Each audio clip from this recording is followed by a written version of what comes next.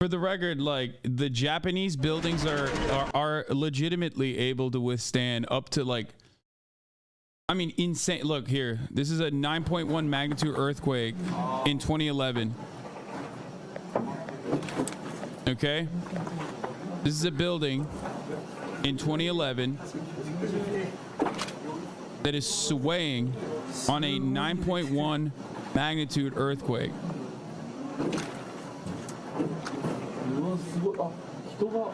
Now, obviously, it's not the same. It depends on the depth. Remember, it depends on the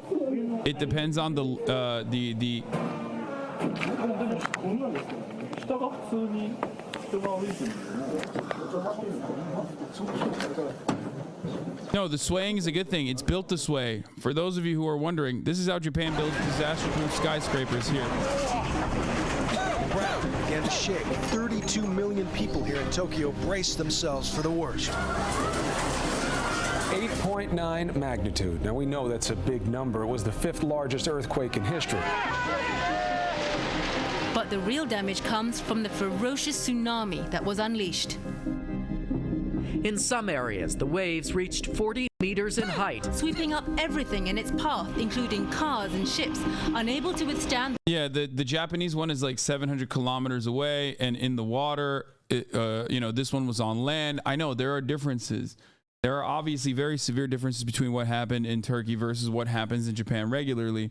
I'm just saying that, like, there are methods to, at the very least, like, I don't know what would happen if what would happen if they had a similar earthquake to Turkey. I don't know. I'm sure Japan receives a lot of fucking earthquakes, so I don't know what the fuck would happen. I'm sure that there are closer ones. I'm not like a seismologist or anything. I don't know. It's not in my area of expertise. It's just like the ultimate goal of that engineering is not to obviously eviscerate earthquakes. You can't do that. You're never going to be able to combat earthquakes. But all you can do is, at the very least, lessen the impact of an earthquake. The strength and the power of the surging water. Japan is located in the Pacific earthquake belt. This means the country is struck by some of the strongest earthquakes and tsunamis in the world. In the past decade, about 30 tropical storms have also hit the country each year. These natural disasters kill on average 100 to 200 people per year and take a huge toll on the country's economy. But learning from painful experience, Japan has built one of the world's best natural disaster response systems, which includes regular disaster preparedness drills and early warning alerts. Japanese engineers and architects have also pushed the boundaries of technology and design to create resilient, disaster-proof buildings.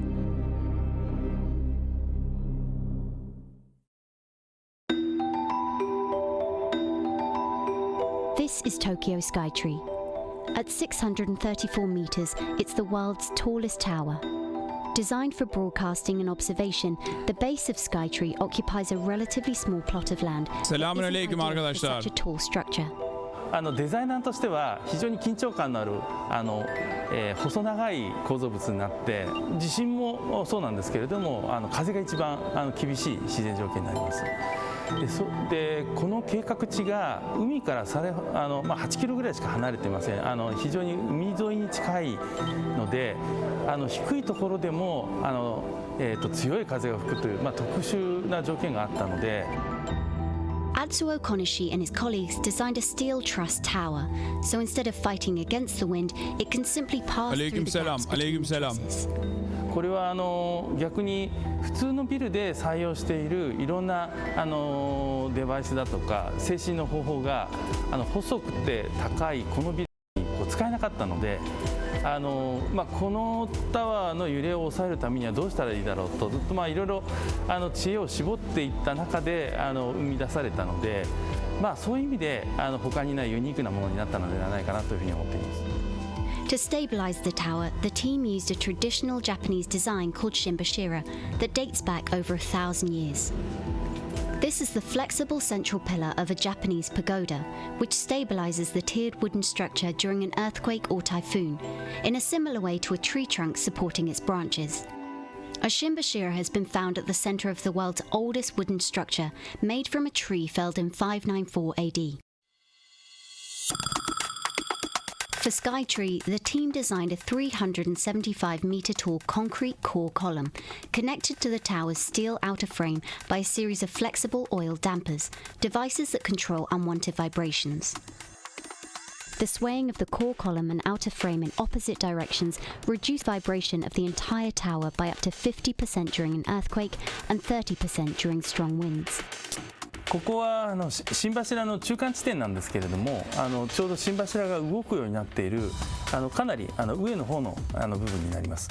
で、こちら側が、コンクリートの心柱側で、こちら側が鉄骨造のタワー側になります。このスペースを使って、心柱がこう揺れて、タワー全体の動きを小さくする役割をするんですが、動きすぎるとタワーに鉄骨に当たってしまうので、それを制御するためにこのオイルダンパーという赤いデバイスがここにセットしてあります。オイルダンパーは免震建物用に開発されたデバイスを、ここに、少しここ用にチューニングして設計をしてもらって、取り付けてあります。The core column is set on 6 seismic isolators made of rubber. These absorb unwanted movement and work together with the oil dampers at various heights. ここは心柱の一番下のところになって、ちょうどですね直径8メートルあるコンクリートの心柱の姿が見やすい場所だと思います。で心柱は直接基礎につけてしまうと非常に傷んでしまうので、こう見てわかるようなゴムで支えて柔らかく置いてあるような形にしてあります。このゴムは免震アイソレーターといって横に動くために鉄板とゴムを5層に積み重ねたものなんですけれども。I mean, I think this is for a skyscraper. Like, you don't need to do all, I mean, I guess it'd be nice to do all this, but for like a regular apartment building, I don't even think you need all this level of fucking work, you know what I mean? こういう重いものはですね It's almost like a flex at this point, where it's like, yeah, we got fucking skyscrapers with this shit. The top part of Skytree is a broadcasting antenna. A tower. To ensure high quality, the antenna needs to stay as stable as possible. So 2 tuned mass damper systems were installed to reduce unwanted vibrations. One is set at an altitude of 625 meters and weighs 25 tons, and the other is at an altitude of 620 meters and weighs 40 tons. When the tower shakes, these 2 dampers act together as reverse pendulums, reducing vibrations caused by wind or an earthquake.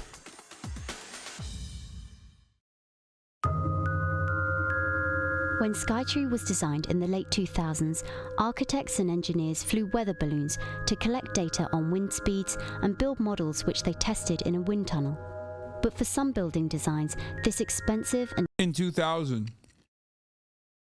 time-consuming process has been replaced by faster and cheaper software. When the Erdogan government started collecting taxes for earthquake prevention, earthquake taxes, they powered by raised. artificial intelligence. After a decade of research, architectural engineering company Takinaka has developed a typhoon simulation software called Hasanabi. その用途としては、いくつかあるんですけども、例えば建物や部材に作用する風の力を計算できるためですね、建物の骨組みやガラスの厚さなどの設計に活用しています。その他建物が風でどのくらい揺れるかといった評価も可能ですので、いくつかの建物形状に対して計算した結果を比較してですね、風に揺れにくい建物をデザインすることが非常に容易になっています。またですね、過去の台風の再現ではなく、今後増加が懸念されるスーパー台風をですね、想定できるため、台風被害のリスク評価に活用することも可能になっています。For a 3-kilometer square urban area, it usually takes 3 months to build a model, conduct a wind tunnel test, and get the results. But with Takinaka's software, the entire process can happen in just 2 or 3 days, and its engineers are trying to reduce that down to half a day. 計算精度は、空洞実験と同様レベルぐらいになっておりますし、それから、データ同化技術を取り入れて、対象地域の、観測データの結果に数値シミュレーションの結果を近づけるような機能は、この風見鶏の特徴の一つになってます。適用した物件は東京のホテルですとか九州のマンション集合住宅ですとか、 Please don't bring me comments like this, please. 小規模な建物、 I don't want to hear it. これまでの適用実績があります。 I can't. CNN'i izleyemeyiz abi. CNN Türk nereden izleyeceğim bilmiyorum. Japanese architects are also experimenting with unconventional Nereden building izleyeceğim materials for CNN high Türk'ü? rises. YouTube'dan mı? Skyscrapers Türkçe are usually built yapmayın. from concrete or steel because they're strong and cost-effective. But building from wood is more It's environmental. Turkish. Compared with the production of We're going to get back to the Japanese coverage Steel and of concrete. what they do to build their buildings. Production of timber consumes less energy and releases less carbon dioxide. New trees can also be planted to absorb emissions. But building tall structures with wood offers up its own engineering and financial challenges. That didn't stop Japanese construction company Maeda from trying though. 鉄骨のいいところっていうのは、鉄骨は引っ張る力には強いんですけど、その逆ですね、圧縮をする、押しつぶす力には弱いんですね。引っ張るのは強いんだけど押しつぶすのには弱いっていうのが、これ鉄骨の特徴です。で、逆に木材は本当全く逆で、押しつぶされる、圧縮する力には強いんですけど、引っ張られる力には弱いんですね。というところで、今回その鉄と木を使っている理由としては、それぞれのいいところは出せて、で弱いところを補えるというところが、その木と鉄のそのいいところになるんですね。Maeda is going to construct a 13-story wood and steel hybrid office building in Tokyo Shibuya district. To make the building earthquake-proof, designers came up with a hybrid lattice structure that will support the walls and create a more user-friendly experience. もともと木造、建物、要は住宅とかなんかは木材で作ってたわけですので、木材を、その耐震要素だとか、台風要素ですね、風に対する要素として使っているというのは、それこそもう何千年も前から行われてたことなので、決してそれ自体は新しくはないです。で、ただそれをですね、その鉄骨造の中に木材を耐震要素として使ってたかと言われると、それは今まではなかなか使われてきませんでした。アピールしたいっていう思いが非常にありました。ただ構造体として使うためにはガラスの外に出してしまうと、やはり雨風でさらされて劣化してしまって、どんどん強度が落ちてしまうと問題があるので、ガラスの中に入れて外から見えるようなものにしようというふうに考えました。住環境というところを考えても、 I think one of the major problems, I mean, this is like preventative shit, right? We already talked about it. This is the preventative stuff. But now that the situation is happening, now that the situation is unfolding on the ground, one of the major problems is that while the government has demanded a 7-day mourning period, it doesn't seem like there are enough people to help out. There are thousands of people. There are thousands of people that work at Akut and work on the ground with rescue efforts. But unfortunately, there are simply, it seems, not enough people to go out and save the people in the wreckage, which is why you're hearing from people on the ground